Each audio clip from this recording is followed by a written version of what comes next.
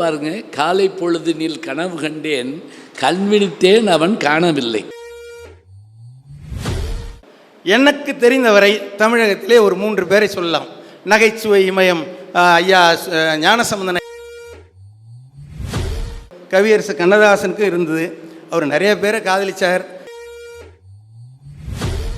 இப்ப சொல்றான்ல, ஏண்டே ஒன்ன நான் நேத்து பார்த்தேன், பார்த்து தொலைச்சேன். கவிஞருடைய காதல் பாட்டை கடன் வாங்காம இன்னைக்கு இருக்கிறவனால காதல் பாட்டு எழுத முடியாது.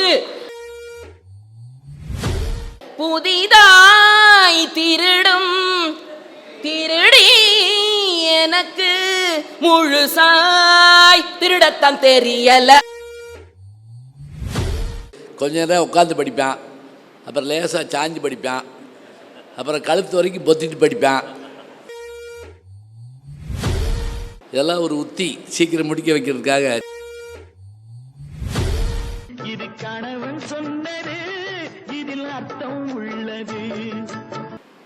ஒரு அருமையான அற்புதமான சொல்லரங்கத்திற்கு தலைமை பொறுப்பேற்றுள்ள மரியாதைக்குரிய எனது பேராசன் அவர்களே, இலக்கிய வழக்கறிஞர்களே, கவியரசு கண்ணதாசன் இந்த பூமியிலே வாழ்ந்தது 54 ஆண்டுகள். திரைப்பட உலக அனுபவம் என்பது 32 ஆண்டுகள். ஆனால் இன்னும் பல நூறாண்டுகள் நாம் அவருடைய புகழை பேசிக்கொண்டிருக்க போகிறோம் என்று சொன்னால், அவர் வாழ்வியலாக, தத்துவவியலாக, இலக்கண இலக்கியவியலாக சொன்னதை விட காதல் மொழிகளாக சொன்னது அதிகம் என்று சொல்லி என்னுடைய உரையை தொடங்குகிறேன். மரியாதைக்குரிய தலைவர் அவர்களே, இந்த அரங்கத்திலே கண்ணதாசன் விழா நடைபெறுவது என்பது முற்றிலும் பொருத்தமான ஒன்று. அதுவும் நாங்கள் தேர்வு செய்து இந்த விழா நடைபெறுவதற்கு பேருதவி செய்திருக்கக்கூடிய எங்கள் ஐயா ஆதப்பன் சுந்தரம் அவர்கள் கவியரசு கண்ணதாசனின் உறவினர். அந்த வகையில் அவரை நான் அணுகி கேட்டபோது நல்லா ஒரே வார்த்தை தான் சொல்லுவார், அவர் நல்லா செய்வோம் அப்படின்னார். அந்தளவிற்கு அவர் தலைமை பொறுப்பேற்பது என்பது மிகச்சால பொருத்தம். வாழ்த்துரை வழங்கியுள்ள ஐயா எங்கள் இந்த கல்லூரியின் செயலாளர் தாளாளர் ஐயா அவர்கள் நாங்கள் கேட்டவுடன் சந்தோஷமாக ஒத்துக்கொண்டதுக்கு ஒரு காரணம் என்னவாக இருக்கும் என்று கேட்டால், கவியரசு கண்ணதாசன் இந்த கல்லூரி அரங்கிலே அறைகளிலே தங்கி இயேசு காவியம் எழுதினார். அந்த கண்ணதாசனுடைய ஆவி இந்த அரங்கத்தை சுற்றி கொண்டு கூட இருக்கிறதுக்கான வாய்ப்புகள் இருக்கிறது. அந்த வகையிலே ஃபாதர் அவர்களுக்கு நன்றி. அதே போல் இந்த கல்லூரி அரங்கத்தை நீங்கள் எங்களுக்கு பெற்றுத்தாருங்கள் என்று சொன்ன ஐயா காவல்துறை அதிகாரி, மேனாள் காவல் துணை கண்காணிப்பாளராக இருந்து ஓய்வு பெற்ற கோவிந்தசாமி அவர்கள் எனக்கு 35 ஆண்டுகளாக நல்ல நண்பர். நான் அவர் எப்படி இந்த இதுக்கு தேர்ந்தெடுத்தேன்னு சொன்னேன்னா, அவருக்கு தொலைபேசியில் ரிங் கொடுத்தோம்னு சொன்னால், டயல் பண்ணோம்னா சாதாரணமாக ரிங் போகாது, ஒரு பாட்டு ஓடும். அவர் கவியரசரை எந்த அளவுக்கு ரசித்திருக்கிறார் என்பதற்கு இந்த பாடல் தான் எனக்கு அவரை நெருக்கியது. ஆரோடும் மண்ணில் எங்கும் நீரோடும், ஏரோடும் என்றும் நம்ம தேரோடும், போராடும் வேலை இல்லை, யாரோடும் பேதம் இல்லை, ஊரோடு சேர்ந்துண்ணலா.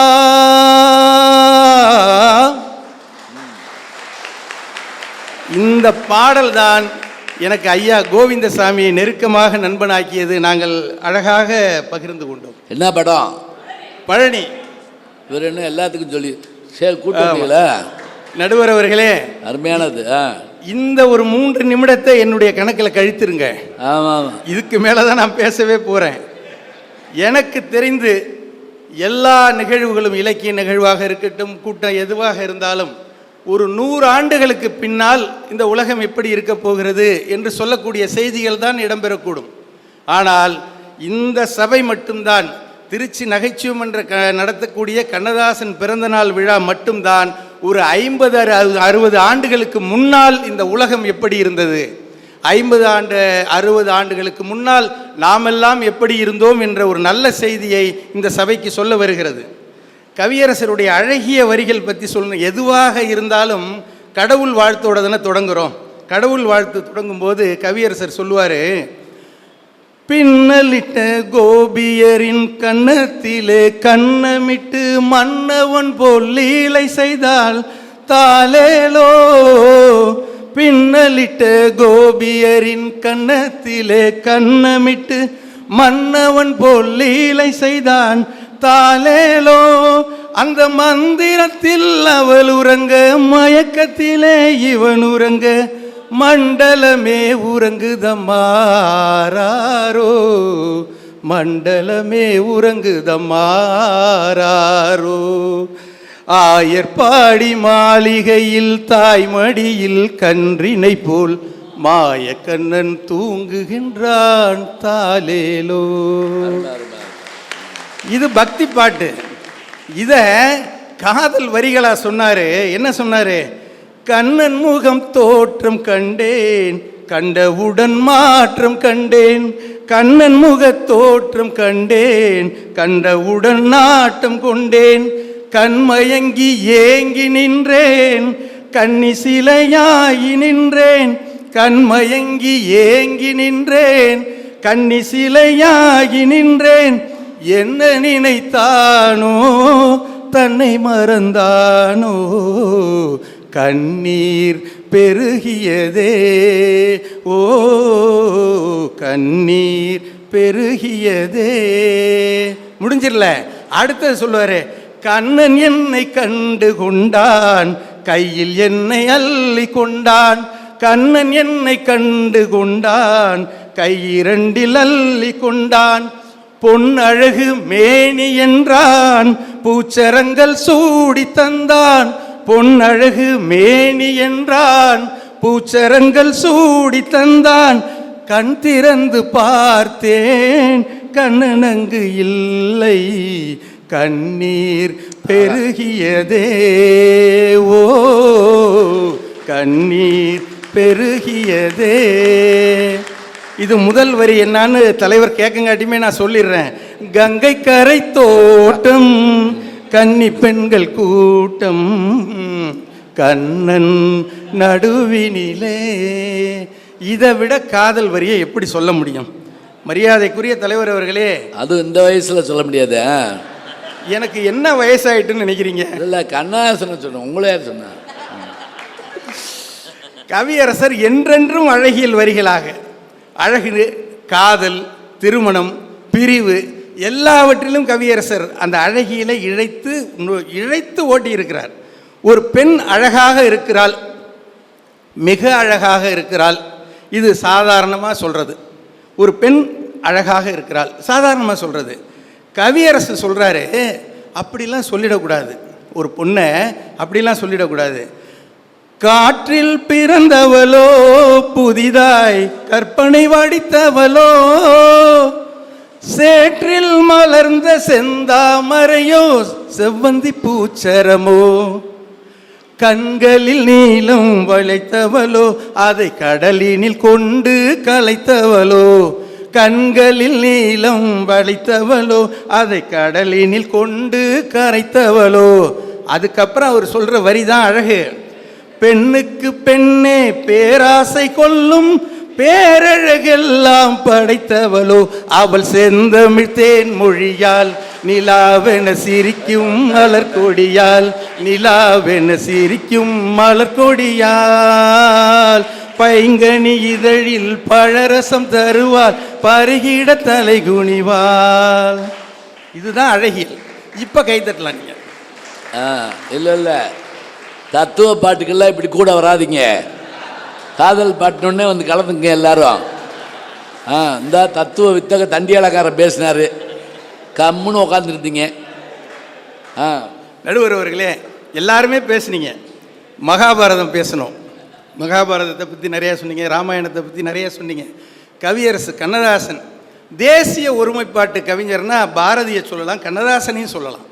மகாகவி பாரதியார் சொன்னார், என்ன சொன்னார்? கங்கை நதிப்புறத்து கோதுமை பண்டம், காவிரி வெற்றிலைக்கு மாறுகொள்வோம். பண்ட மாற்று முறை. சிங்க மராட்டியர்தம் கவிதை கொண்டு சேரத்து தந்தங்கள் பரிசளிப்போம். கலாச்சார பரிவர்த்தனை. சிங்களத்தீவினிற்கோர் பாலம் அமைப்போம், சேதுவை மேடுருத்தி வீதி சமைப்போம். தொலைநோக்கு திட்டம். வங்கத்தில் ஓடி வரும் நீரின் மிகையால் மையத்து நாடுகளில் பயிர் செய்குவோம். கங்கை காவிரி இணைப்பு திட்டம் அதை சொல்லுவார். சிந்து நதியின் மிசை நிலவினிலே. இது அப்படியே வைங்க, மகாகவி பாரதியாரை வச்சிருங்க. இப்போ கவியரசு கண்ணதாசன் 2 இலக்கியங்களை 2 தேசிய இலக்கியங்கள் சொன்னார்யா. ஒரே 2 வரி தான்.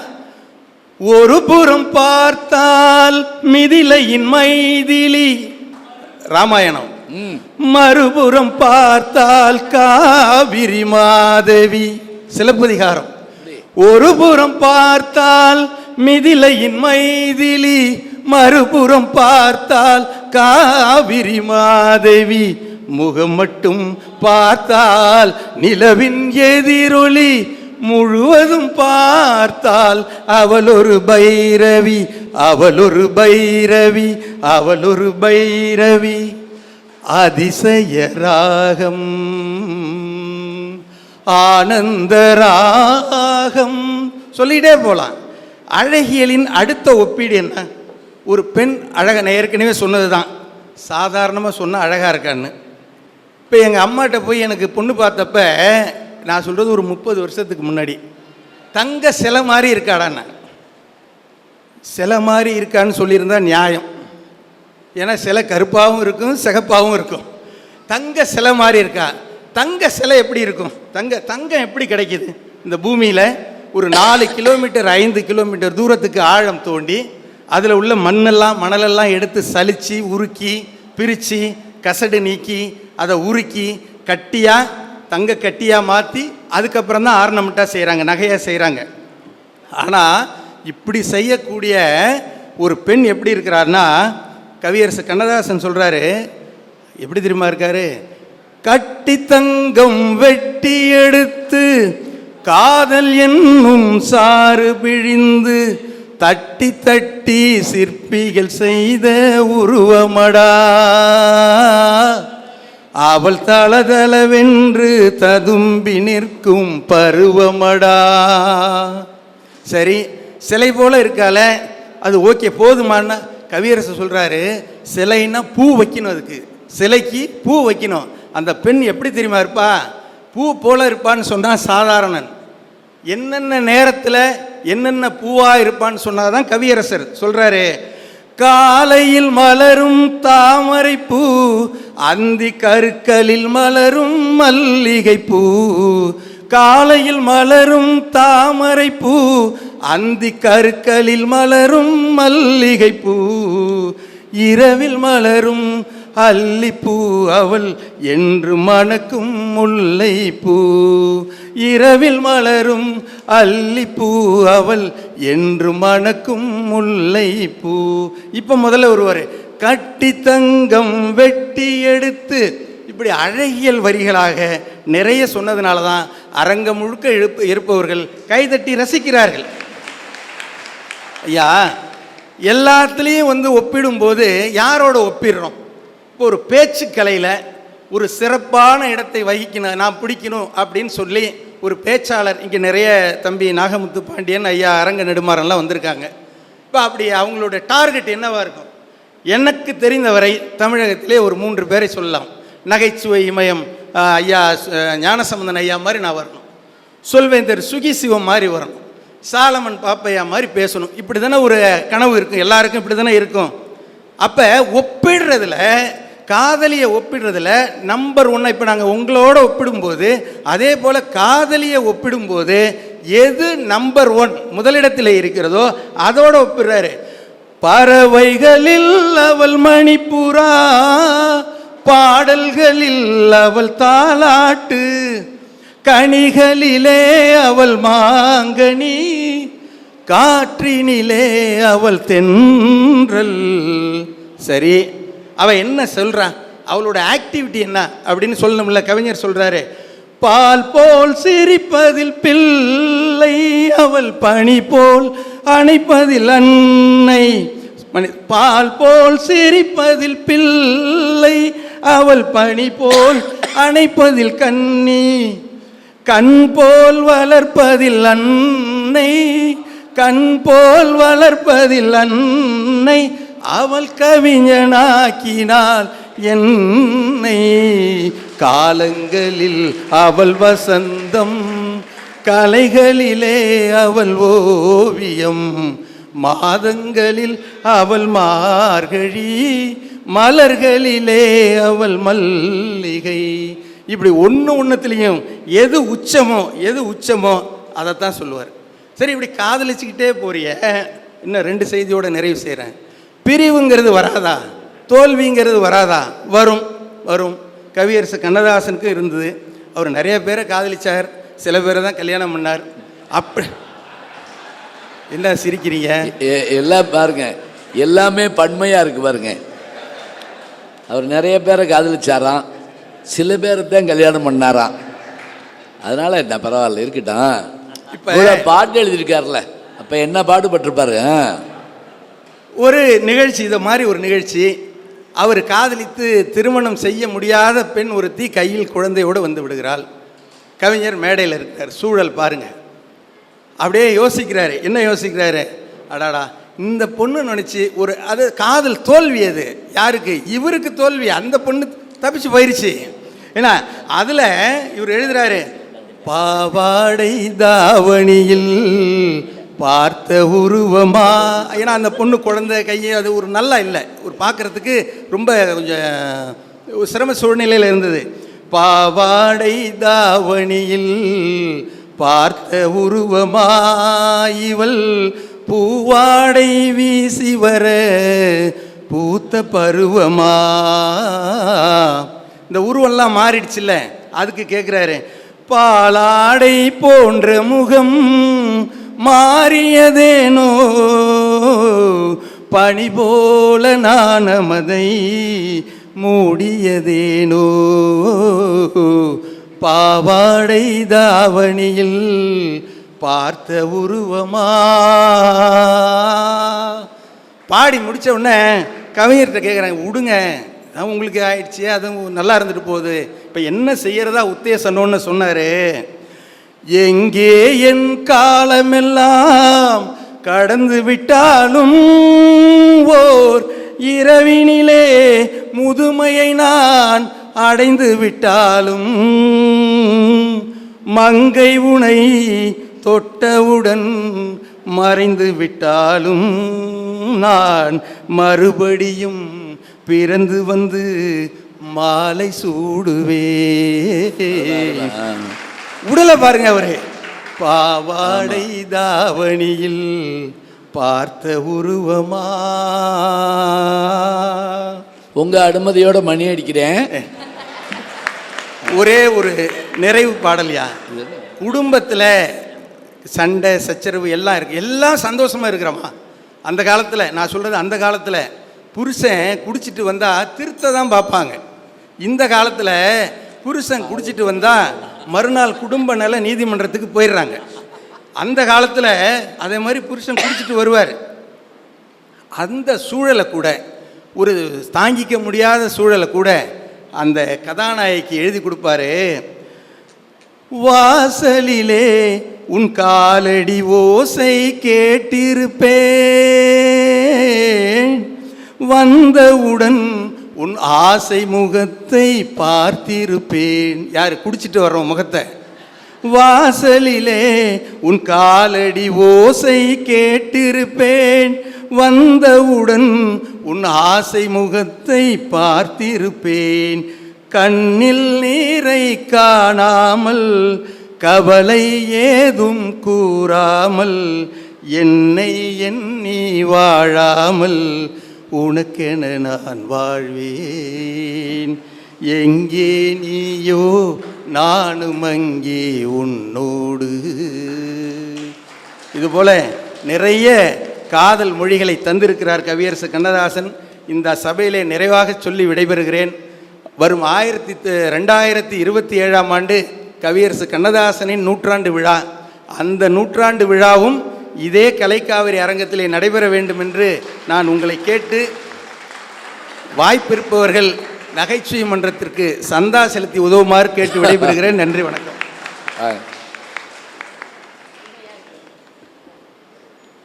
இவர் கேட்டவுடனே எனக்கு சிரிப்பு வந்துருச்சு. நான் அடிக்கடி இதை சொல்லுவேன். நான் மதுரையில் நகைச்சுவை பண்ணுற இடத்துல இல்லை, அங்கே ஒன்றும் சந்தாலாம் இல்லை. ஏன்னா அவர் கட்டடம் கொடுத்து டீ கொடுத்துட்றாரு, நாங்கள் போய் நடத்திட்டு வருவோம்.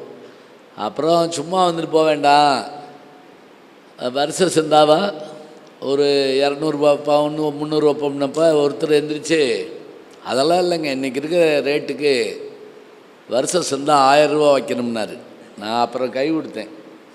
பரவாயில்லைங்க, நல்ல மனுஷனாக இருக்கீங்க, ஏன் இப்படி சொல்கிறீங்கன்னு.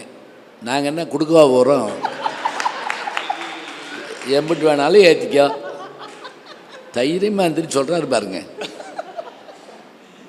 அவர் சொன்ன மாதிரி சந்தோஷமாக இருக்கணும்னாலும், அது எல்லாரோடும் கூடி சந்தோஷமாக இருக்கணும்னாலும் நகைச்சுவை பண்ணுறதுக்கு தானுங்க வரணும். யோசிச்சு பாருங்கள், முகத்தை சுளிக்காத, பிறரை காயப்படுத்தாத, மனம் நோகாத, ஆபாசம் இல்லாத, இதெல்லாம் குறிக்கோளோடு தொடங்கப்பட்ட விஷயம். நான் நகைச்சுவை பண்ணுறது தொடங்க வரேன்னா இதெல்லாம் சொல்லுவேன். அப்பா, அமங்கலம் இருக்கப்படாது, ஆபாசம் இருக்கக்கூடாது, அரசியல் இருக்கக்கூடாது, அது மட்டும் இல்லை பிறர் மனம் நோக பேசக்கூடாது. இதுதான் நகைச்சுவை.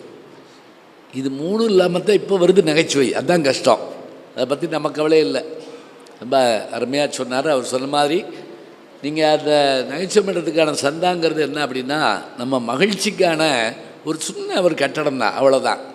அதை குடும்பத்தோடு வந்து நீங்கள் மகிழ்ச்சியாக அதை ஏற்றுக்கொள்ளணும்.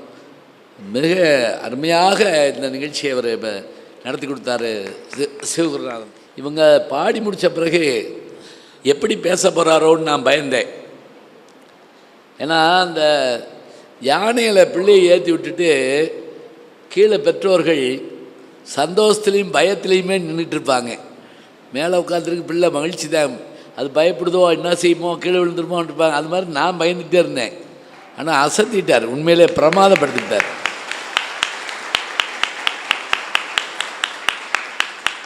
ஏன்னா எங்கள் ஊருக்காரர் டிஆர் மகாலிங்கம் பாட்டெல்லாம் எடுக்கிறதுனா சும்மா வா சொல்லுங்க பார்ப்போம். நல்ல இசை தெரிஞ்சவங்களுக்கு தெரியுங்க.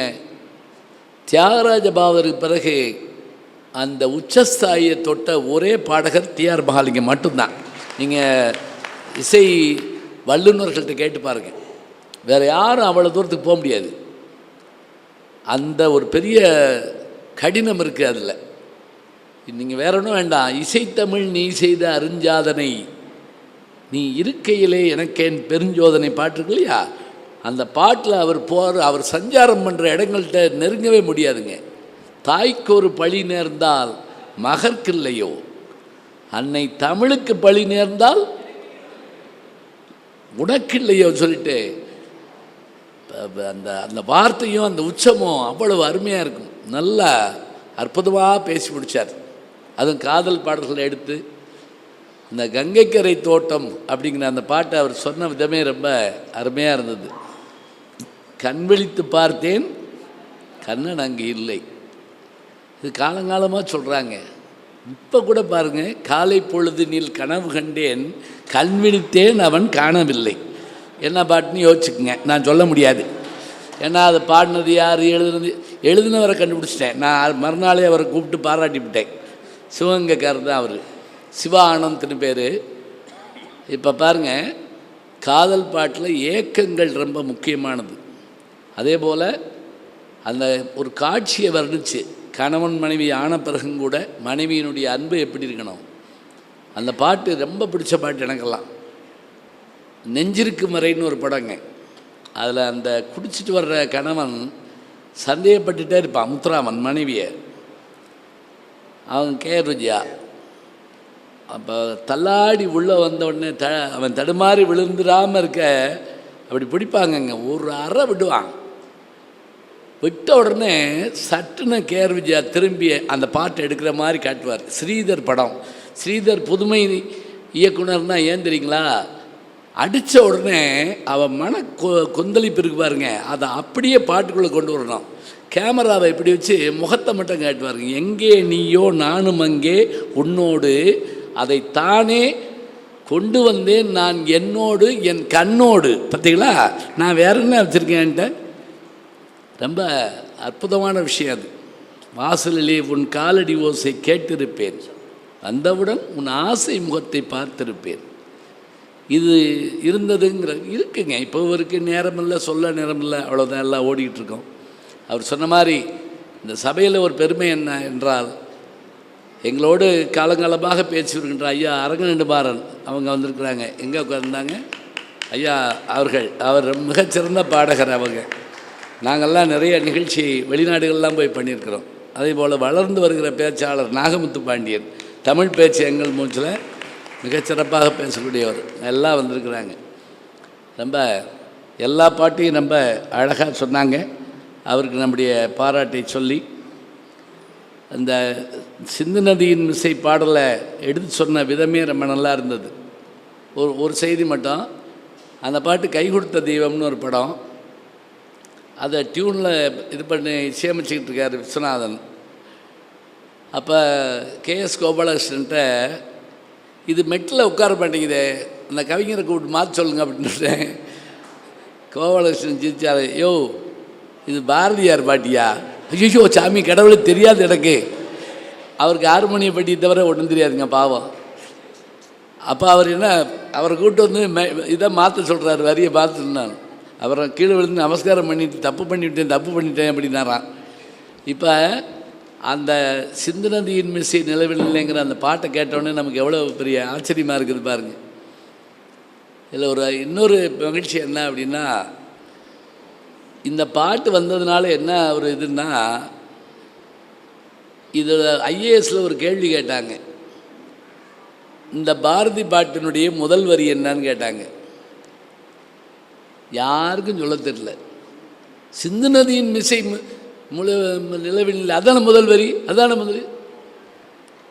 வெள்ளிப்பனி மலையில் மீதுலாவோம், அடி மேலை கடல் முழுவதும் கப்பல் விடுவோம், பள்ளித்தனம் அழைத்தும் கோயில் செய்வோம், எங்கள் பாரத தேசம் என்று தோல் கொட்டுவோம். அதான் முதவரி. இவங்க சினிமாவில் நடுவரியை கொண்டு ஓட்டணும். சினிமா சொன்னால் தான் நம்மால் நம்புவான். அதனால் அதையே சிந்து நதி ஆரம்பிச்சுவிட்டோம். அது நடுவில் வரக்கூடிய ஒரு சரணம் தான் அது. அருமையாக பேசியிருக்கிறாங்க. நிறைவு பேச்சாளர் வரப்போகிறாங்க. நிறைவு பேச்சாளர் எப்படி எம்ஜிஆர் கடைசியில் வந்து ஒரு சிலம்பு சுற்றுவாரா, அதுபோல் இதோ இந்த அரங்கத்தை தன்னுடைய பேச்சால் குரலால் சிறப்பிக்க வருகிறார் பேராசிரியர் டாக்டர் விஜயசுந்தரி அவர்கள். வாங்க. இது கணவன் சொன்னது, இதில் அர்த்தம் உள்ளது. பெருமதிப்பிற்குரிய இந்த கலைக்காவிரி நுண்கலை கல்லூரியினுடைய தலைவர் தாளாளர் பெருந்தகை ஐயா அவர்கள் உள்ளிட்ட இந்த அவைக்கு என்னுடைய பணிவான வணக்கங்களை தெரிவித்துக் கொள்கிறேன். ஏஐ தொழில்நுட்பத்தையும் விஞ்சக்கூடியது எங்கள் ஐயா ஜிஜி தொழில்நுட்பம். ஏன்னா ஏஐ தொழில்நுட்பமாவது ஒரு நேரத்தில் ஒரு மாற்றத்தை தான் செய்யும். ஆனால் எங்களுடைய ஐயா அது திரைப்படமாக இருந்தாலும் நடிப்பதற்கு செல்கிறார், சின்ன திரையாக இருந்தாலும் அதற்குள்ளே வருகிறார். எல்லாவற்றையும் தாண்டி இன்றைக்கு இயல் என்று சொல்லக்கூடிய வலையொலியில் உலகம் முழுக்க இருக்கிற தமிழர்களை ஒன்றிணைக்கிற ஒரு பேராற்றல் படைத்திருந்தாலும் பணிவோடும் கருணையோடும் தன்னிடத்தில் பேசுகிறவர்கள் தன்னை காட்டிலும் ஒரு படி மேலாக கைத்தட்டல் வாங்க வேண்டும் என்று வளருகிறவர்களை உற்சாகப்படுத்துகிற எங்கள் ஐயாவிற்கு என் பணிவான வணக்கங்கள். திருவள்ளுவர் எழுதின திருக்குறளில் கூட தப்பு சொல்லிடலாம், யாரும் ஒன்றும் சொல்ல மாட்டாங்க. கம்பராமாயண பாட்டு கூட தெரியலன்னு சொல்லிடலாம், விட்டுருவாங்க. ஆனால் கண்ணதாசன் பாட்டை தப்பாக பாடினோம்னா ஒத்துக்க மாட்டாங்க. இந்த ரஜினி சொல்லுவார்ல, உன்னை முதல்ல சுட வேணான்னு தான் நினச்சேன், இந்த பாரதி வரின்னு ஒன்று சொன்ன பாரு, அதுக்காக யோகி பாபா சொல்லுவார்ல, உன்னைய கொல்லாமல் விட மாட்டேன், கொண்டுட்டு பழியை உன் மேலே போடுவேன் அப்படிம்பாரு. இந்த படம்லாம் நீங்கள் பார்க்குறதில்ல போட்டிருக்கு, நானாக பேசிக்கிட்டு இருக்கேன். நான் என்ன பண்ணுறதுன்னு எனக்கு தெரில. இனிமேல் ஆடியன்ஸுக்கு டெஸ்ட் வச்சு தான் உள்ளே கூப்பிட்டு வரணும். அங்கே உட்காந்து இந்த பாட்டு தெரியுமா, அந்த அதுக்கெல்லாம் சொல்லிட்டு வாங்க, உள்ளே வாங்க, கை தட்டுங்க, இன்னமாவது பாட்டுங்க. இப்போ நான் ஒரு ரஜினி படத்தை பற்றி சொல்லிக்கிட்டு இருந்தேன். நீங்கள் யார்? ஜெயிலர் படத்தை சொல்கிறாங்களா? ஜெயிலர். சரி, பல பேர் வந்து ஆகாயத்தை பார்த்துக்கிட்டு ஏதாவது அசரீரி கேட்காதா அப்படிங்கிற மாதிரி உட்காந்துக்கிட்டு இருக்காங்க. இல்லை, அது எதுக்குன்னா அவங்க சொன்னாங்க பாருங்க, கண்ணதாசன் பாட்டு வரியில் தப்பு விட்டுறக்கூடாது, அதான் முக்கியம். பேசுங்கம்மா. அது மட்டும் இல்லை, இங்கே ஒரு பாட்டு யார் பாடினாலும் கீழே இருந்தா ஐயா அந்த பாட்டை முடிச்சிடுறாரு. அந்த அளவுக்கு ரொம்ப சிறப்பாக. இப்போ எனக்கு முன்பு பேசினாங்க இல்லைங்கய்யா 3 பேரும், அவங்க பேசினது பூரா நான் பேச வேண்டியதுதான், என் கருத்துக்கு தான் அவ்வளவு நேரம் பேசிட்டு போனேன். சரிம்மா, நன்றி சொல்லிட்டு வாங்க, போவோம். அவ்வளவுதான். நீங்க எனக்கு தீர்ப்பு கொடுத்துட்றீங்கன்னா நான் இப்பவே சொல்லிடுறேன். ஒன்றும் இல்லை, கவலை இல்லை, வாங்கிக்கலாம், வாங்க. வேற ஒன்றும் இல்லைங்க, கண்ணதாசனே ஒரு இலக்கியம். அப்படியா? அப்படி போடுங்க. கண்ணதாசனுடைய வாழ்க்கையே ஒரு இலக்கியம். அவர் சொல்ல வந்த காதல் வரிகள் எல்லாமே இலக்கியம். அவர் எழுதிய வாழ்க்கை தத்துவங்கள் அனைத்துமே இலக்கியம். அவர் சொல்ல வந்த வாழ்க்கை நெறிகள் அத்தனையும் இலக்கியம். இப்படித்தான் எதை சொன்னாலும் இலக்கியமாகவே சொன்னார். அதனால தான் அவர் இன்றைக்கும் வாழுகிறார். விதியை மதியால் வெல்லலாம் என்று விதி இருந்தால்னு சொல்லுவார். அருமை.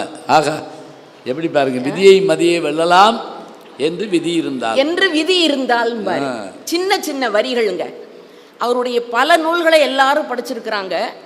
ஆனா இந்த நிகழ்ச்சியில உங்க முன்னால நான் சொல்லக்கூடிய ஒரு நூல் சேரமான் காதலி. அந்த அளவுக்கு யாருக்கும் படிக்காத தெரியாத ஒரு நாவல். அவர் எழுதிய ஒரே நாவல் சேரமான் காதலி தான். அதுக்கு சாகித்ய அகாடமி விருது கிடைத்தது. அந்த நாவல்ல இருக்கக்கூடிய வரிகள் இருக்குதே, அந்த இலக்கிய வரிகளுக்கு இணையா நீங்க உலகத்துல எதையுமே சொல்ல முடியாது. முடி இறக்குதல்னு நாம சொல்றோம்ல, கவிஞர் சொல்லுகிறார், கோவிலுக்கு போய் முடிய காணிக்கை கொடுக்கறேங்கிறத மொட்டை அடிக்கிறேன்னு சொல்லாதீங்க, முடி இறக்குதல்னு சொல்லுங்க.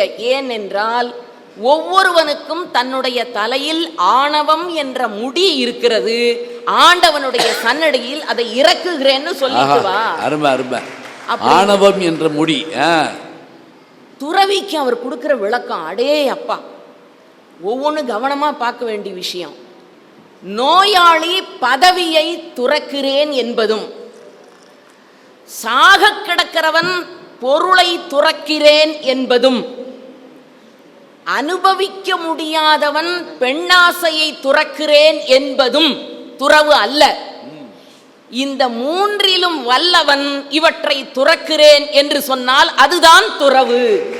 எங்க துறவுக்கு 2 வரியில் அவர் தருகிற அந்த இலக்கிய வரி உலகத்தில் பார்த்து பார்த்து ரசிக்க வேண்டிய ஒண்ணு. வேடிக்கையா சொல்றாரு, ஒரு பொண்ணை பார்த்து, அம்மா, உன் கணவன் அப்பாவியாக இருக்கிற காரணத்தினால் நீ அகம்பாவியாக இருக்கிறாய். அப்பாவி அகம்பாவி. இத பட்டிமன்ற விவாதங்களுக்கெல்லாம் அப்பாற்பட்டு வீட்டில் போய் யோசிங்க. உன் கணவன் அப்பாவியாக இருக்கிற காரணத்தினால் நீ அகம்பாவியாக இருக்கிறாய் என்று ஒரு பொண்ணை சொல்றார். இன்னொரு தன்மை, ஒருத்தன் கேட்குறான், கவிஞரே, இந்த அந்தப்புறங்கள் எல்லாம் அரண்மனையில் பாதி அளவு தானே இருக்கிறது, அரண்மனையில் பாதி அளவு இருக்கிற அந்தப்புறம் என்ன அவ்வளவு வலிமையாக இருக்கிறது? கவிஞர் சொல்லுகிறார், அரண்மனையில் பாதியாக இருப்பதுதான் அந்தப்புறம். ஏனென்றால் அந்த புறமோ இந்த புறமோ செல்ல விடாமல் அவனை இழுத்து பிடிக்கிற ஒரே புறம் அந்த புறம். அவனை எந்த புறமும் போக விடாது. மலை மேல் மலர்ந்திருக்கிற பூச்செடியை பெருமை என்கிறீர்களே, அது மண்ணிலே விளைந்திருக்கிற கற்பக விருட்சத்தை விடவா பெரிது? அவர் கேட்கிற ஒவ்வொரு வார்த்தையும் வரிகளும் அடே அப்பா. காதலை பற்றி தொடங்கினார், காதல் பாடல்களை பற்றி அடுக்கினார். சங்க இலக்கியத்தினுடைய வடிவம், ஓவியம் கவிஞர் எழுதிய ஒவ்வொரு பாட்டுமே. ஒரு பாட்டு எனக்கு ரொம்ப பிடிச்ச பாட்டுங்க, இது உங்களில் பல பேருக்கு பிடிச்சிருக்கும். அதில் கவிஞர் எப்படி அந்த ஒரு பெண்ணினுடைய காதலை வெளிப்படுத்துறாரு. நூலிடை மேலொரு மேகலையாட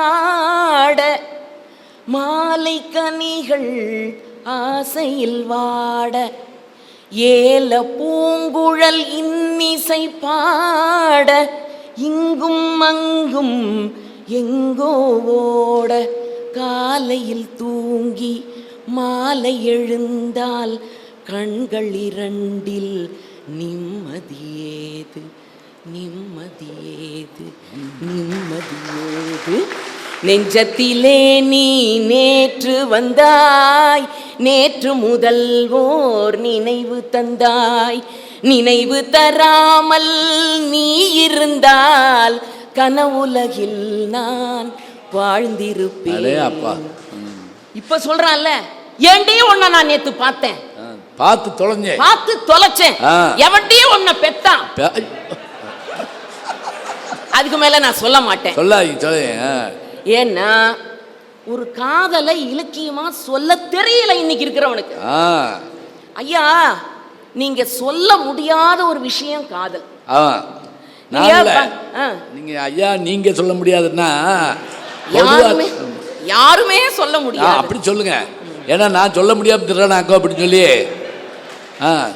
நீங்க சொல்ல முடியாத ஒரு விஷயத்த உங்க வீட்டுல நூலகத்துக்கு பேரா அமுதகம் நூலகம்னு வச்சிருக்கிறீங்களே, அதை விடவா காதலை நீங்க வெளிப்படுத்த முடியாதுங்கிறீங்க? அமுதகத்தின் அறிவகம். எங்க வீடு பேரு அமுதகம், எங்க வீட்டு நூலகத்துக்கு பேரு அறிவகம். அதாவது அமுதகத்தின் அறிவகம் நூலகத்துக்கு பேரு. ஒன்றும் இல்லைங்க, எங்க அப்பா அவர் கட்டின வீட்டுக்கு தமிழகம்னு வச்சு விட்டாரு.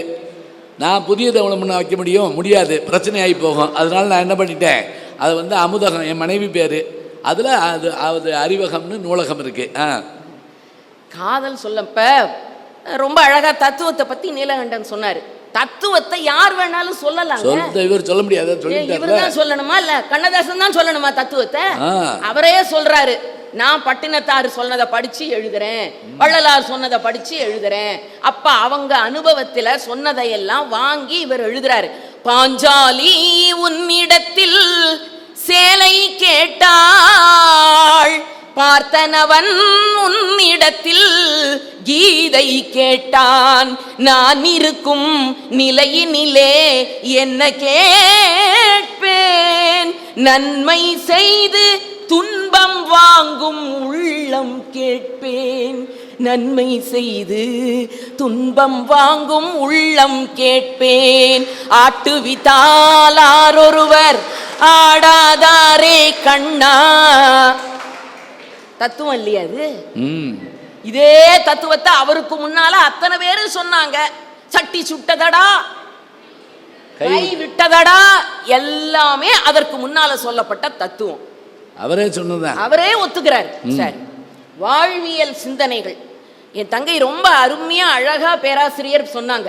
ஒரு பாட்டு சொன்னாங்க பாருங்க, எனக்கு ரொம்ப பிடித்த பாட்டு, அவர்களுக்கும் பிடிச்சிருந்ததை நினைச்சு நான் ரொம்ப பெருமைப்பட்டேன். ஒரு பாட்டு, இந்த இரவுக்கும் பகலுக்கும் இனி என்ன வேலை, இதயத்தில் விழுந்தது திருமண மாலை. இந்த பாட்டுல என்னடா சிறப்புன்னா, சொல்ல முடியாத ஒரு உணர்வை கண்ணதாசன் இலக்கிய நயமா சொல்றாரு. நீங்க காதலை வெளிப்படையா சொல்லிட்டீங்கன்னா அசிங்கமாயிடும், சொல்லாம விட்டுட்டீங்கன்னா புரியாது, இப்ப போயிடும். தத்துவம்னா நீங்க விளக்கமா கத்தி, இப்ப நான் கத்துன மாதிரி கூட தத்துவத்தை சொல்லிடலாம்.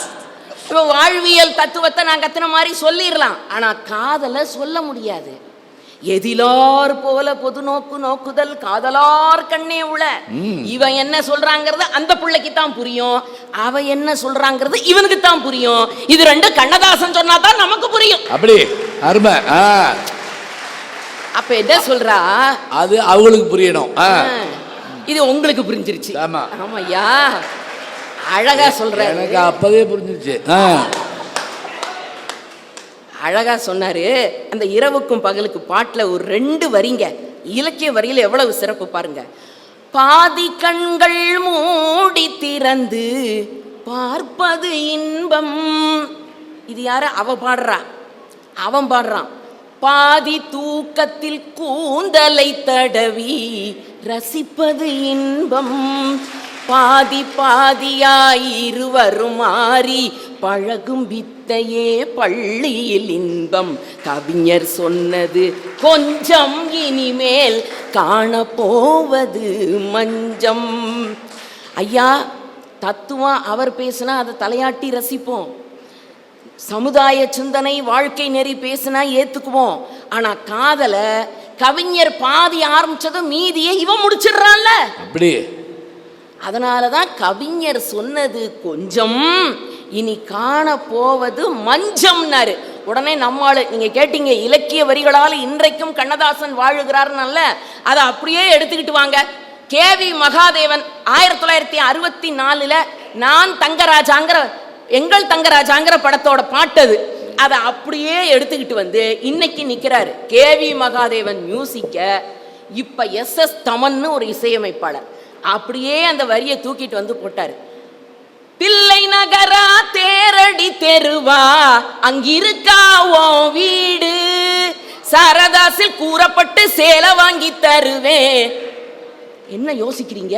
கண்ணதாசன் பாட்டு எப்படி கை கொடுக்குது? இன்னைக்கு வாழறாருல கவிஞர், அப்படியே எழுதிக்கிட்டு வந்துடுறான்.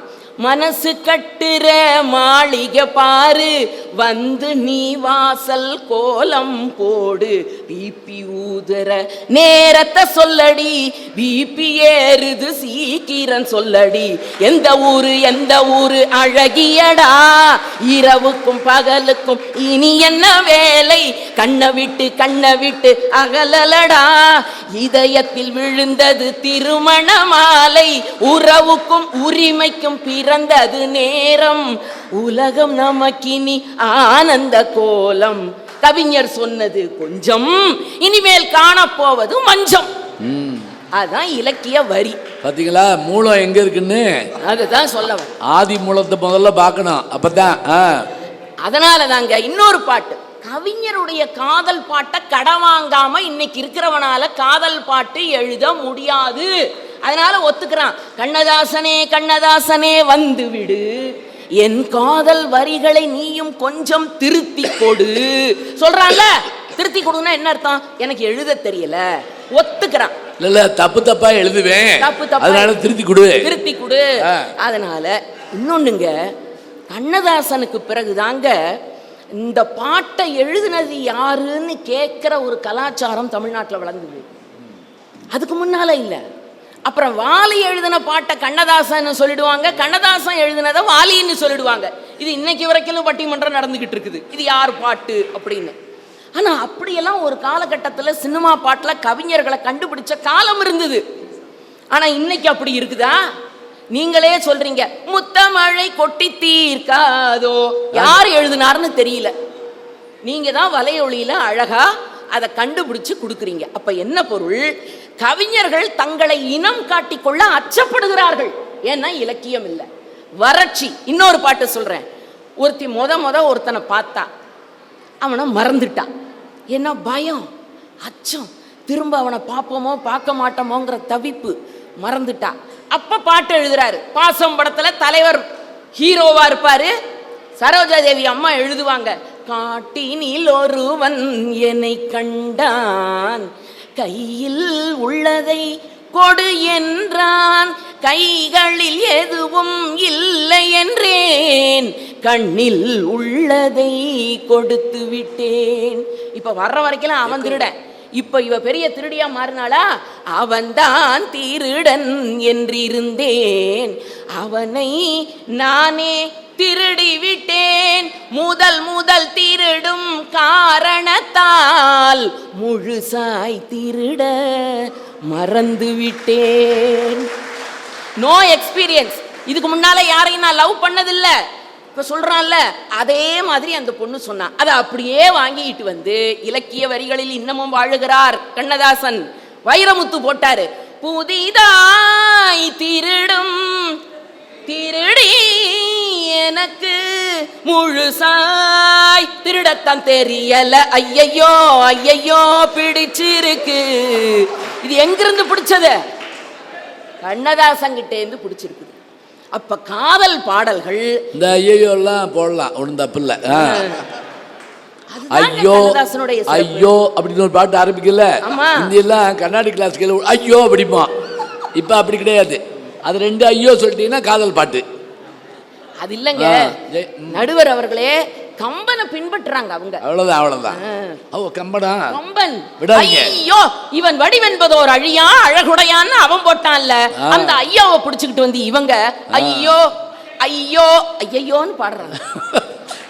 இது கம்பன் ஐயோவா?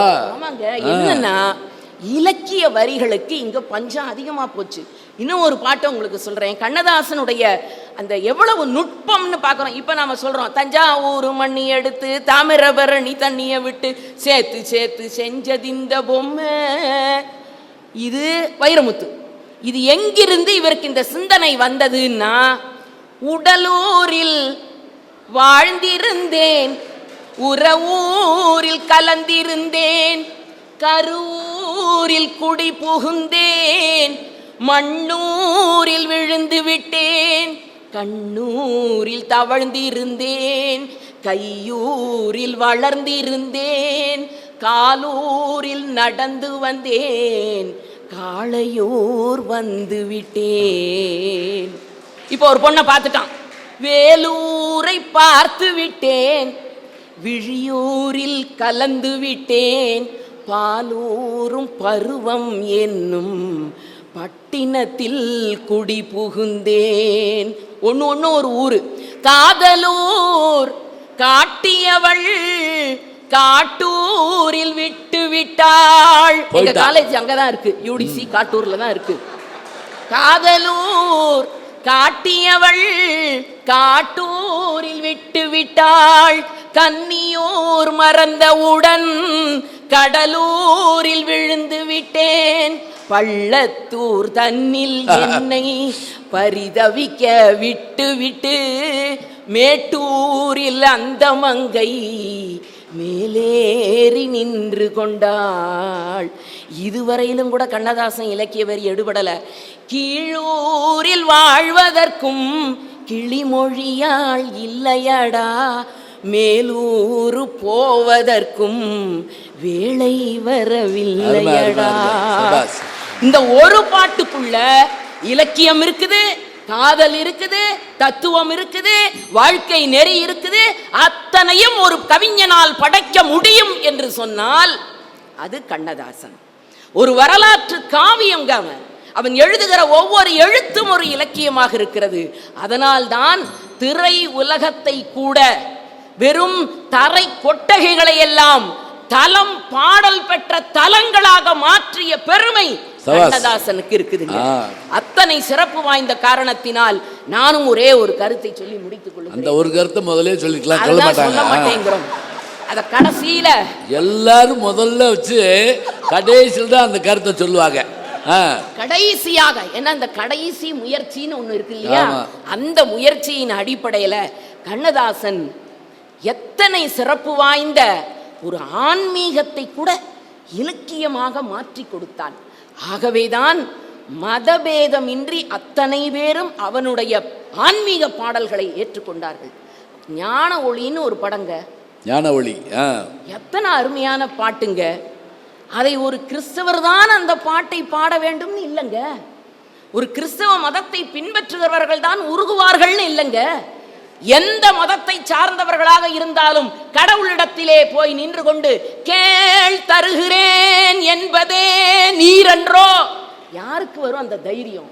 கடவுளை பார்த்து ஒருமையில நீ தர்றேன்னு சொன்னியே, தராம போனியே, நான் வாழ்வதா சாவதான்னு கேட்டுட்டு கடைசியா மான்களும் சொந்தம் தேடுமே, இந்த மானிடன் செய்த பாவம் என்னவோ, கொண்டு வா இல்லை கொண்டு போ, உன் கோவிலில் வந்து நான் கேட்கின்றேன் என்று எந்த மதத்தை சார்ந்தவர்களாக இருந்தாலும் உருக வைக்கிற இலக்கிய வரியை ஒரு ஆன்மீக பாடலில் கூட தர முடியும் என்று சொன்னால் கண்ணதாசனை போல இலக்கிய உயரத்திற்கு படைப்புகளை தருகிறவர்கள் இல்லை. ஆகவேதான் இன்றைக்கு பாரதிதாசன் பல்கலைக்கழகம் போன்ற பல்கலைக்கழகங்கள் பாடத்திட்டத்தில் கண்ணதாசனுடைய பாடல்களை வைத்திருக்கிறது. அதற்கு காரணம் அது இலக்கியம் என்ற உச்சத்தில் இருப்பதால் என்று சொல்லி இந்த அருமையான வாய்ப்பிற்கு நன்றி கூறி விடைபெறுகிறேன். நன்றி, வணக்கம்.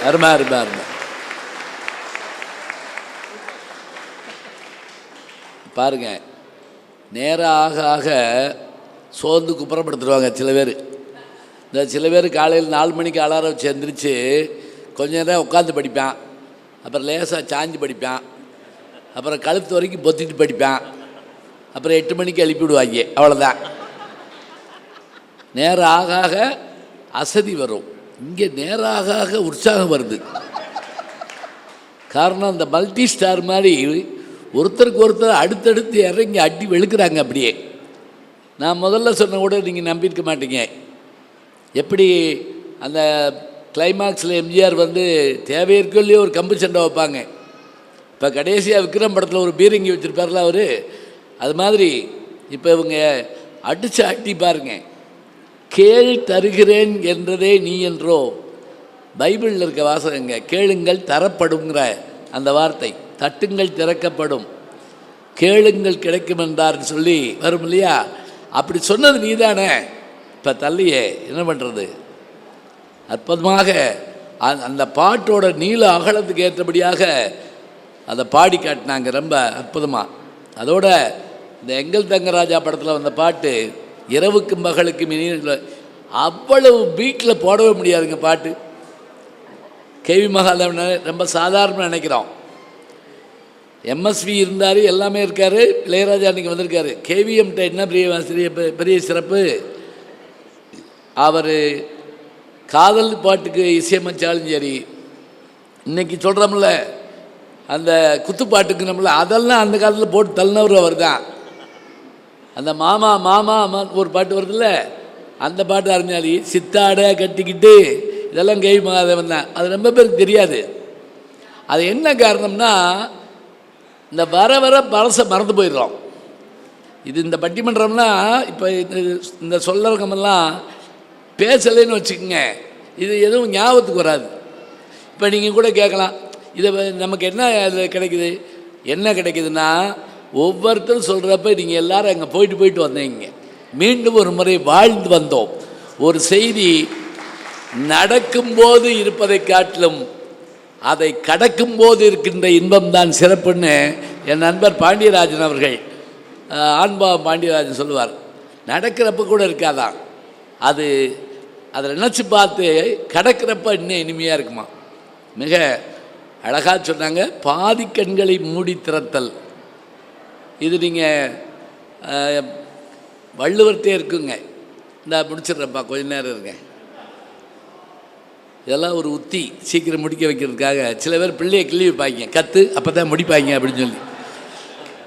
நான் முடிச்சிடறேன். சாப்பாட்டு நேரம் வந்துருச்சுன்னு நினைக்கிறேன், தாண்டிடுச்சு, வந்துருச்சு. அதனால் இது என்னென்னா, இது கொஞ்சம் பெரிய தலைப்பு, பெரிய விஷயம்.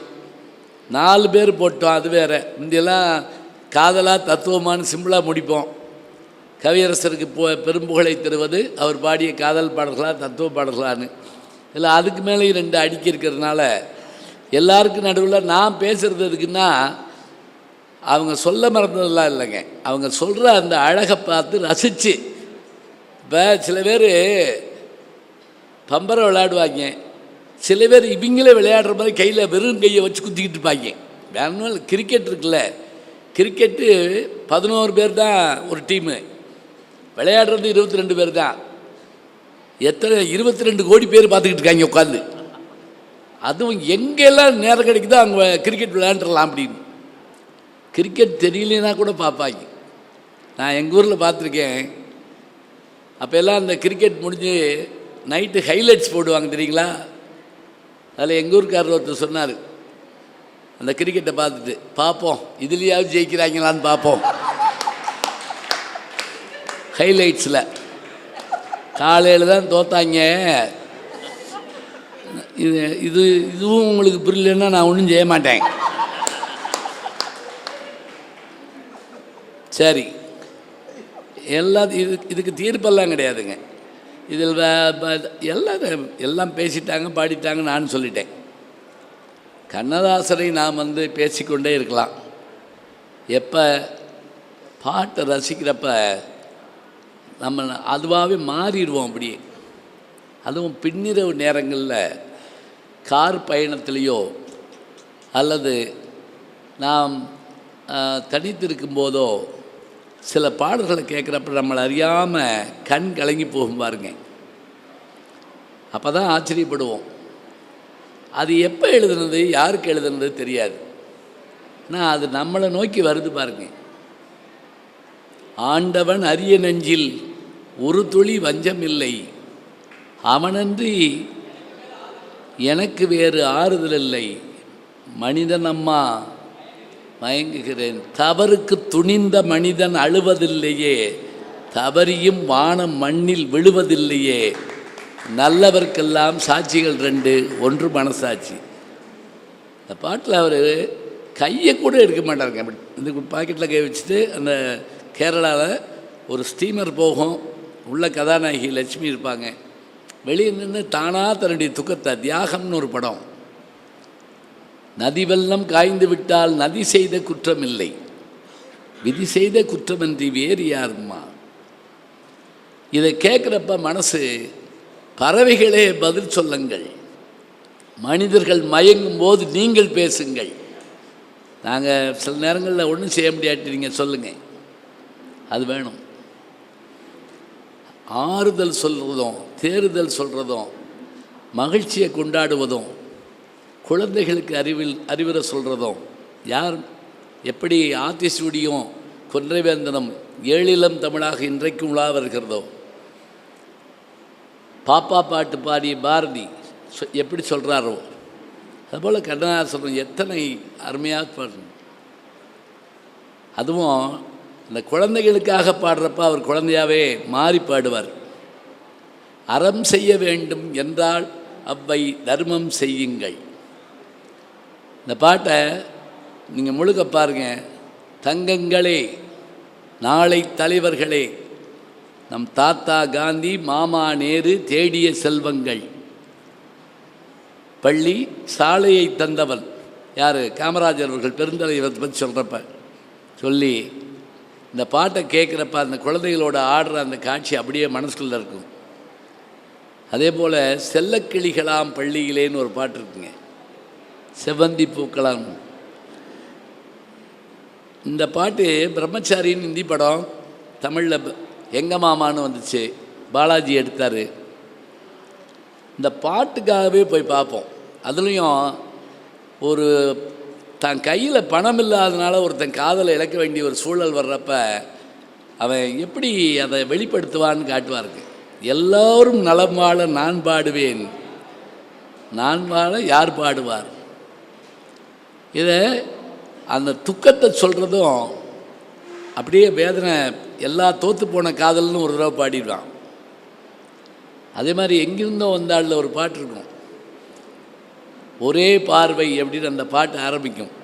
காதல் கிளிகள் பரந்த காலம் கண்ணில் தெரியும். அதாவது பாடிட்டு வர்றப்பே கண்ணு கலங்கிருங்க.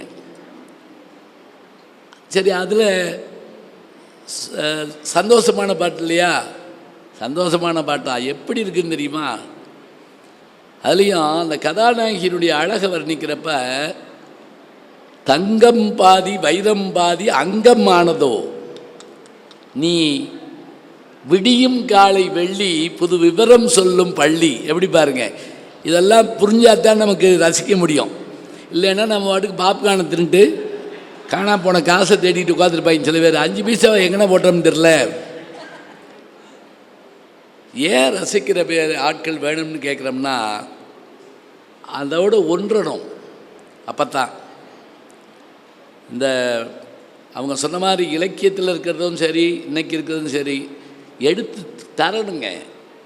பட்டினத்தார் பாடினது தான் தத்துவம். அத்தமும் வாழ்வும் அகத்து மட்டே அப்படின்னா அப்புறம் அப்படிமோ, அத்தமும் வாழ்வும் அகத்து மட்டேன்னு சொல்கிறத எளிமைப்படுத்தி தரணும்னா, வீடு வரை உறவு, வீதி வரை மனைவி, காடு வரை பிள்ளை, கடைசி வரை யாரோ, கட்டிலுக்கு கண்ணி தொட்டிலுக்கு அன்னை, பட்டினிக்கு தீனி கெட்ட பின்பு ஞானி, விட்டுவிடும் ஆவி சுட்டுவிடும் மேனி, சுட்டுவிடும் நெருப்பு சூனியத்தின் நிலைப்பும்பார். இப்போ இதெல்லாம் சொல்கிற போது தத்துவம் அவங்க சொன்னது தாங்க. தத்துவத்தை பிழிஞ்சு சாரா தரணும். இப்போ அவர் சொன்னார்ல, வழக்கமாக ஆப்பிளை பிழிஞ்சா ஆப்பிள் சாறு தான் வரும், ஆரஞ்சை பிழிஞ்சா ஆரஞ்சு சாறு தான் வரும். தங்கத்தை பிழிஞ்சா எப்படி வரும்? தங்கத்தை வெட்டி எடுத்தால் சாறு பிழிஞ்சா அதில் பொம்பளை வருவாளாம். அதுவும் தளதளவென்று ததும்பி நிற்கும் பருவமடா. இதெல்லாம் எப்படி சொல்லணும்னு இவங்க சொன்னாங்க. பிறகு காதலை மட்டும் இல்லைங்க, காமத்தை கூட எப்படி சொல்லணும் அவருக்கு தான் தெரியும். அந்த முதலிரவு முடிஞ்சு வர்ற பெண்ணு தன் அனுபவத்தை எப்படி சொல்வா? அம்மா அம்மா அனுப்பி விடுறப்ப முதலிரவுக்கு அந்த காலத்தில் நடுவில் ஞாபகம் வச்சுங்க, அந்த காலத்தில் இப்போ போய் ஏதாவது சொல்ல எல்லாம் தெரியும் போ அப்படின்னு. அந்த காலத்தில் அம்மாட்ட கேட்பாளாம் அந்த பிள்ளை, என்னம்மா அங்கே போய் ஒன்றும் இல்லை, பழம் இருந்தால் எடுத்து கொடு, பால் இருந்தால் எடுத்து கொடு, அப்புறம் அந்த இனிப்பழம் எடுத்து கொடு, அப்புறம் கேட்டால் வர்றா அம்மா. அப்போ அந்த பொண்ணு அதுக்கு மேலே அம்மாவால் சொல்ல முடியல. பொண்ணுகிட்ட போய் எப்படி சொல்லுவா? அதுக்கு மேலே உனக்கே தெரியும் போ அப்படின்ட்டா. மறுநாள் பொண்ணு காலையில் வர்றா. வந்த உடனே இப்போ அம்மா போய் நின்றுக்கிட்டு, என்ன போனியா? ஆமாம். பால் எடுத்து கொடுத்தியா? ஆமாம். அப்புறம் அம்மா கேட்குறா. அப்பா முதல்ல அவள் கேட்டால அப்புறம்னு, இப்போ அம்மா கேட்குறா. அப்புறம் அந்த இனிப்பு எடுத்து கொடுத்தேன். அப்புறம் அப்படி சொல்லிகிட்டே வந்தவ அப்புறம் உனக்கு தெரியாததா அப்படின்னா. 2 பேர் எதுவுமே பேசிக்கலைங்க. இப்படி சொன்னால் தான் அதுக்கு பேர் காமம். இதை படம் போட்டு பாகங்களை குறிக்கப்படாது. இன்றைக்கி அதுதான் நடக்குது. மலர்கள் நனைந்தன பணியாளே, என் மனதும் குளிர்ந்தது இரவாளே சொல்லிட்டு என்ன நடந்ததுங்கிறத ஒரு போகிற போக்கில் சொல்லிட்டு போவார். எப்படி? சேர்ந்து மகிழ்ந்து போராடி தலை சீவி முடித்தேன் நீராடி, கன்னத்தை பார்த்தேன் முன்னாடி, பட்ட காயத்தை சொன்னது கண்ணாடி. போ, அவ்வளோதான். இந்த இடத்துல காயம்னா என்ன? அவள் இரவோடு இரவா போர்க்களத்துக்கு போயிட்டு வந்தான்னு அர்த்தம். முதலாம் பாணிப்பட்டு போரில் கலந்து கொண்டு வந்தாள். இப்படி சொன்னாதான் நல்லா இருக்குங்க. இது இன்னைக்கு பட்டவர்த்தனமாக என்ன பண்ணிடுறாங்கன்னா, அதை இவங்க சொன்ன மாதிரியே இதே வரியை எடுத்து ஒரு படத்தில் என்ன நடந்துங்க, கதாநாயகனை காட்டில் அதிகமாக கதாநாயகி பாடுவாங்க. நான் ஒரு கல்லூரியில் பேசுகிறப்ப இந்த கண்ணதாசன் பாட்டை சொல்லிவிட்டு, இப்படி இது ஒரு பாட்டு இருக்குது, இதே விஷயத்த அப்பட்டமாக போட்டு ஒருத்தர் எழுதி நடித்து பாடி வந்துருச்சு கல்லூரி, அதனால் நான் சொல்ல மாட்டேன்ட்டு போயிட்டேன். காலையில் எம்ஜிஆருக்கு எழுதணும், மத்தியானம் சிவாஜிக்கு எழுதணும், இரவு நேரமாச்சா இப்போ இதில் ஜெமினி கணேசனுக்கு எழுதுன 30 வேந்தர்கள் மாதிரி தெரிஞ்சாங்க. ஜெமினி கணேசன், சிவாஜி கணேசன், எம்ஜிஆர், ஜெமினி கணேசன், இது போக முத்துராமன், ஜெயசங்கர், ரவிச்சந்திரன். ஏன் முதல் பாட்டு அவர் உங்களுக்கு தெரியும், கண்ணியின் காதலின்னு ஒரு படம். அந்த படம் அவர் கூட நல்லா ஞாபகம் வச்சுக்கோங்க. அவர் சினிமாவுக்கு பாட்டு எழுதல் வரல தெரியுமா உங்களுக்கு? சேலத்துக்கு வந்துட்டார், காரைக்குடிலேருந்து விபூதி பூசி கையில் மஞ்சள் பை பிடிச்சி வந்துட்டார். மாடர்ன் தேட்டர்ஸில் கதை சொல்லலாம்னு வந்திருக்காரு. கவிஞர் வரல, எழுதுறீங்களா பாட்டுன்னு? சரி சாப்பிடணும், வயிறு இருக்குது, அதனால் என்ன சிச்சுவேஷன் என்ன அப்படின்னோடனே அவங்க சொல்கிறாங்க, தான் காதலனை தேடி கதாநாயகி மாறு வேடத்தில் போகிறா. அப்படி போகிறப்ப ஒரு அசரீரி, அப்போல்லாம் ஒரு ஒலி கேட்குற மாதிரி இருக்கும், நித்த நித்த மாறுபன்றது எத்தனையோன்னு பாட்டெலாம் கேள்விப்பட்டிருப்பீங்க. சீர்காழி குரல் தான் பெருசாக ஒலிக்கும். இப்போ இந்த அசரீரி மாதிரி அவருடைய மனதுக்கு சொல்கிற பாட்டாக தமிழில் சொல்கிறதா இருந்தால் மைண்டு வாய்ஸு, இப்போ புரிஞ்சுருக்கோம். அது மாதிரி பாடணும். அதில் தான் கலங்காதிருமணமே உன் கனவெல்லாம் நனவாகும் ஒரு தினமே. பாருங்களேன், அவருக்கே சொல்லிக்கிட்ட பாட்டு மாதிரி தாங்க. அந்த கடைசியாக சொன்ன பாட்டு கூட அவர் ஏர்போர்ட்டு கிளம்பி அமெரிக்காவுக்கு போகிறதுக்கு முன்னாடி இசைஞானி அவர்கள் போய் அந்த இதை கேட்குறாரு. அந்த சூழலை சொன்ன உடனே எப்படி அந்த கதையை உள்வாங்கி அவர் எழுதுறாரு பார்த்தீங்களா? கண்ணே கலைமானே அந்த பாட்டு. அதில் ஒரு வரி எனக்கு ரொம்ப பிடிச்சது என்னன்னா, ஏனோ தெய்வம் சதி செய்தது பேதை போலே விதி செய்தது. வெறும் வரி இல்லைங்க, கதை. என்ன கதை? அவ இளம்பெண்ணு தான், ஆனால் உள்ளம் அடிபட்டதுனால குழந்தையா மாறி போச்சு. பெண்களுடைய வயதுக்கேற்ப பிரிப்பாங்க. எப்படின்னா,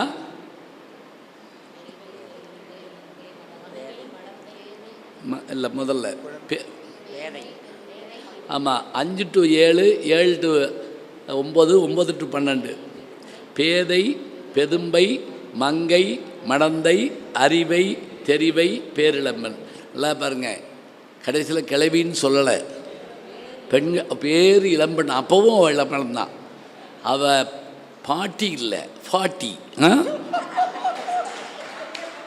நம்ம பாட்டின்னு நினைக்கக்கூடாது, ஃபாட்டின்னு தான் நினைக்கிறோம். சரி, இங்கே இந்த கதையை அப்படியே அடிக்கிறாருங்க. ஏனோ தெய்வம் சதி செய்தது.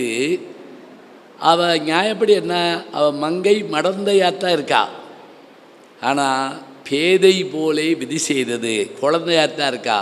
ஏனோ தெய்வம் சதி செய்தது, பேதை போலே விதி செய்தது. இந்த விதி, கடவுள், இதுகளோடு அவர் அல்லாட்டம் இருக்கே அப்பா. அதுவும் நானும் கவிஞர் அவர்களும் பேசிட்டு போவோம், வைரமுத்தவர்கள்லாம் பேசிட்டு போகிறப்ப பெரிய பெரிய தத்துவத்தை சொல்லிகிட்டே வருவாருங்க. எது இந்த இதில் பாடுற போது, போனால் போகட்டும் போடா பாட்டப்ப, இரவல் தந்தவன் கேட்கின்றான், அது இல்லை என்றால் விடுவானா, உறவை சொல்லி அழுவதனாலே உயிரை மீண்டும் தருவானா. கேட்க கேட்க நமக்கு அப்படியே பதட்டமாக இருக்கும். சொல்லிட்டு இருக்கப்பே அவருக்கு திடீர்னு நாளைக்கு கோர்ட்டுக்கு போகணுமே ஞாபகம் வரும் போல் இருக்கு, நடுவில் சேர்த்து விட்டுருவார். அந்த கோர்ட்டுக்கு போனால் திரும்பாது அப்படிம்பாரு. அவர் கஷ்டம் அவருக்கு, நம்மளை அறியாமல் இங்கே வெளியே வந்துடும் இல்லையா. கோட்டைக்கு போனால் ஜெயிக்காது, கோர்ட்டுக்கு போனால் திரும்பாது அப்படிம்பார். அப்போ இது மனசுக்குள்ளே அப்படி அந்த வருத்தமும் வேதனையும் இருக்குங்க. அந்த கவலையை வெளி சொல்லாமல் இருக்க முடியாது. புராண இதிகாசங்களை முழுக்க படிக்க முடியாதவங்க கண்ணதாசனுடைய அந்த வரிகளை மாத்திரம் பண்ணால் போதும். கோடு போட்டு நிற்க சொன்னால் சீதை நிற்கவில்லையே, சீதை அங்கு நின்றிருந்தால் ராமன் கதை இல்லையே. இவ்வளோதான், ராமாயணம் முடிஞ்சு போச்சு. இலக்கவன் போட்டான் கோட, போகாதீங்கன்னு சொல்லி. கோடு போட்டு நிற்க சொன்னால் சீதை நிற்கவில்லையே. அவன் நிற்கலேன்னு இல்லை, இந்த ராவணனுக்கு தெரிஞ்சு என்ன பண்ணான், சும்மா அம்மா தர்மம் பண்ணுற வெளியே வந்து பண்ணுன்ட்டான். அப்போ போட்டால் போயிட்டாங்க. சீதை அங்கு நின்றிருந்தால் ராமன் கதை இல்லையே. எவ்வளோ ஒரு ஆச்சரியமான விஷயம். இதில் என்ன தெரியுங்களா, படம் அவள் ஒரு தொடர்கதை. பாடுற பெண்மணி கொஞ்சம் ஸ்டைலிஷாக கவர்ச்சிகரமாக ட்ரெஸ்ஸை போட்டுட்டு பாடினதுனால இந்த பாட்டில் இருந்த தத்துவம், அதுவும் எல்லாரீஸ்வரி குரல், நம்ம சரியாக கவனிக்காமல் விட்டுட்டோம். போகிற போக்கில் நம்ம அதை கவனிக்காமல் படா பட் அப்படின்னு முடியும். ஆனால் அதே எல்லாரீஸ்வரி என்ன பாட வச்சுருப்பாரு தெரியுமாங்க, அம்மம்மா கேளடி தோழி, கருப்பு பணம்னு ஒரு படம். அந்த இந்த பாட்டு எப்பயாவது நேரம் இருந்தால் கேட்டு பாருங்க. இரவு நேரத்தில் கேட்டால் தான் இந்த பாட்டினுடைய அருமை தெரியும். இதில் ஒரு தோழி கூட பேசிக்கிட்டே வருவா, அந்த பேச்சுக்கு ஏற்றபடியான வசனமும் அந்த கவிதையை வரும். அவர் வசனம் எழுதியும் ஜெயிச்சாருங்க, ரொம்ப பேருக்கு தெரியாது. நாடோடி மன்னன் வசனம் அவரும் ரவீந்திரன்கிற ஒருத்தர் தானே. எம்ஜிஆர் அவர்கள் பின்னாடி சொன்னார், முதலமைச்சர் ஆவதற்கான சாசனமே அந்த படம் தான் அப்படின்னார். அதில் பார்ப்பீங்கள்ல, அதில் போட்டு பாருங்கள் எடுத்து. எல்லாமே ஏழைகளை நோக்கி செல்லுகிறது. குடிசைகள் என்ன செய்யப்படும் அப்படின்னு வீரப்பா கேட்பார். தேவையில்லாத காரணத்தால் கொளுத்தப்படும் அப்படிம்பார் எம்ஜிஆர். அப்போ பார்த்தீங்கன்னா அவ்வளோ பெரிய கைதட்டு வரும். அதெல்லாம் எழுதுனது யார்? கண்ணதாசன். நாம் ஏழையும் பணக்காரனும் ஒன்றாக முடியுமா? ஒரு கேள்வி கேட்டு, 2000 ஆடைகளில் எந்த ஆடை அணிந்து கொள்வது என்பதில் உங்களுக்கு குழப்பம், மானத்தை மறைப்பதற்கு ஒரு ஆடையாவது இருக்காதே என்பது எங்களுக்கு வருத்தம். அவர்கள் ஏழைகள் இருக்கிறார்களே, அவர்கள் உழுவார்கள், விதைப்பார்கள், அறுப்பார்கள், உண்ண மட்டும் உணவின்றி தவிப்பார்கள். இதெல்லாம் எம்ஜிஆருக்காக எழுதின சின்ன சின்ன வசனமாக எழுதணும், நீண்ட வசனங்கள் எழுதக்கூடாது. எம்ஜிஆருக்கு யார் அவர்கள், எங்கிருந்து வந்தார்கள், என்ன ஆயிற்று, நடந்ததா, உண்மைதானா, மதுரை வீரனில் வருங்க, இதெல்லாம் டக்கு டக்கு டக்கு டக்குன்னு வெட்டிட்டு போகணும். அப்படியே வசனங்கள் எழுதுகிற போது அப்படி கொண்டு வந்து சேர்க்கணும். இலக்கிய விளையாட்டு விளையாடுறாங்கள, பாட்டில் மட்டும் இல்லைங்க. இதே மாலையிட்ட மங்கை அவர் படம் என்ன பண்ணார் தெரியுமா? விஸ்வநாதனை கூப்பிட்டு, இங்கே இனிமேல் உன் மெட்டுக்கெல்லாம் நான் பாட்டு எழுத மாட்டேன், நான் பாட்டு எழுதவே நீ வெட்டு போடணும். அது ஜெயிக்காதுன்னு ஜெயிக்க வைப்போம். அப்படி வந்தது தாங்க அந்த படமும் சிவகங்கை சீமையும். அதில் அந்த வேலைக்காரன் பேர் வந்து சுடலை, சுடலைன்னு இப்போ பேர், சுடல் முத்துன்னு பேர் வைப்போம்ல, சுடலை.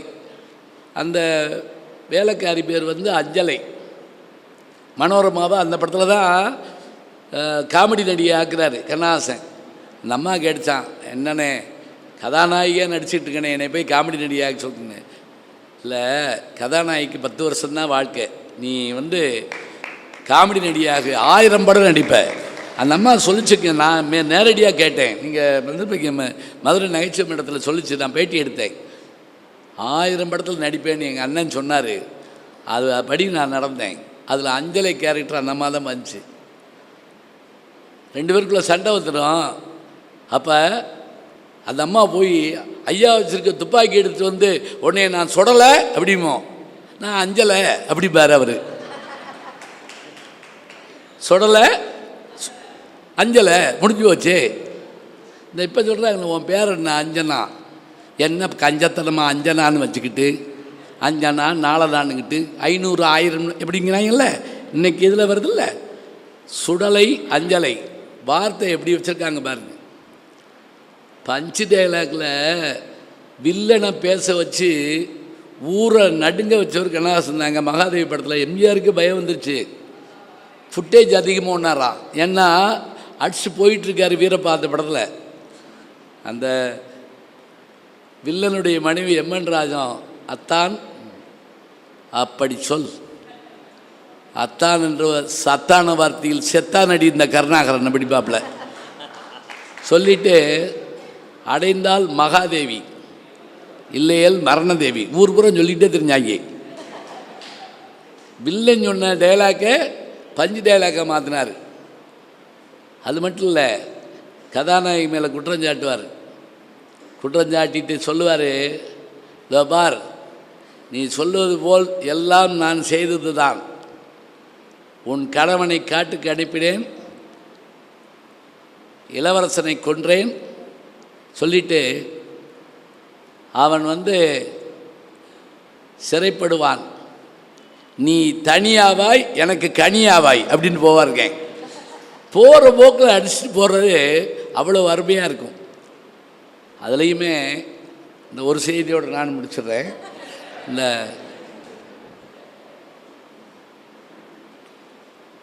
அவள் தான் விரும்புகிற பெண்ணு தனக்கு கிடைக்கலன்னொடனே அவள் பெத்த பிள்ளையை கொல்றதுக்கு வருவாருங்க வீரப்பா. அவள் பெத்த பிள்ளைய கொல்ற நண்பனோட மனைவி மகன் தான், எம்ஜிஆருடைய பையன் தான், எம்ஜிஆர் சாவித்திரி பையன். சொல்லியிருப்பார், நாளைக்குள் நீ இணங்காவிட்டால் உன் பிள்ளையை கொண்டு விடுவேன். நல்லா தெரிஞ்சுக்கங்க, கண்ணதாசன் என்ன படித்தாருன்னு கேட்டால் சொல்லணும். 13ஆம் நாள் பொறிச்சிருக்கிறதுனா அபிமன்யு இறக்கிறது கூட இல்லை, கொள்வது எல்லாருமா சேர்ந்து. துரோணர், கிருபர், கர்ணன், துரியோதனன், துச்சாதனன் எல்லாரும் சேர்ந்து அந்த ஒத்த பையனை போட்டு அடித்து நொறுக்குறாங்க. கடைசியாக அந்த சேத்திரதன் என்ன பண்ணா, ஒரே அட்டியில் அந்த பிள்ளையை வீழ்த்தி கொண்டுட்டான். அந்த 13ஆம் நாளுக்கு போருக்கு அனுப்பக்கூடிய அபிமன்யனுடைய கதை எடுத்து வீரப்பாட்டா பாடுற மாதிரி வச்சு, அந்த காலத்தில் சந்திரபாபுவோட காமெடி பாட்டு பாடிக்கிட்டு இருந்த ஜமுனா ராணியை வச்சு பாட வச்சுருப்பாங்க. எல்லோரும் சொல்கிறாங்க, இது ஜாலியான பாட்டில் சோக பாட்டு சுசிலா பாட வைங்கன்னு. வேண்டாம், ஜமுனா ராணி பாடட்டும். அந்த பாட்டை கேட்டிங்கன்னா அவள் பாடிக்கிட்டே வருவா. வந்தார் துரோணர் அப்படின்னு ஒன்று பட்டார்னு கதவு திறக்கும். வீரப்பா கத்தியோடனு பாருங்க, என்ன முடிவு செய்திருக்கிறாய் அப்படின்னு கேட்பாரு. ஏனப்பா நேற்றே சொன்னேனே, உனக்கு புரியாதா? உன் குழந்தை இழக்க துணிந்து விட்டாயான். இந்த வசனம் போயிட்டு அந்த குழந்தை இறக்குற போது அது காட்ட மாட்டாங்க. அப்போ என் மகன் வீரமரணம் அடைந்திருக்கிறான், துணிவான பாட்டு போடு. அந்த காட்சியை பார்த்திங்கன்னா ஒரு நாடக காட்சியை பாட்டாக தர கண்ணதாசனால் மட்டும்தாங்க முடியும். அடே அப்பா, எத்தனையோ பாடல்கள் சொல்லலாம், எத்தனையோ செய்திகள் சொல்லலாம். அன்றைக்கு தொடங்கி இன்றைக்கு வரைக்கும் எம்ஜிஆர் படமாக அதுக்கேற்றபடி எழுதணும், சிவாஜி படமாக அதுக்கேற்றபடி எழுதணும். முகந்தெரியாத நடிகர்னு அவர் விட்டுவிட்டதே இல்லைங்க. அவருக்கேற்ற பாடல்களாக இருந்தாலும் அதுக்கேற்றபடி தரணும். பல பாடல்கள் நமக்கே என்ன குழப்பம்னா, இது யார் பாட்டுன்னு தெரியாதுங்கிற மாதிரி குழப்பம் வரும். அப்படிலாம் வந்தது உண்டு. ஆனாலும் கண்ணதாசன் எங்கே நிற்கிறார் என்றால், இந்த பாடல்களில், வசனங்களில், காதலில், காவியத்தில். சவாலே சமாளி படத்தில் என்னை தொடாதேன்னு ஒரு வார்த்தை சொல்லுவா அந்த கதாநாயகி.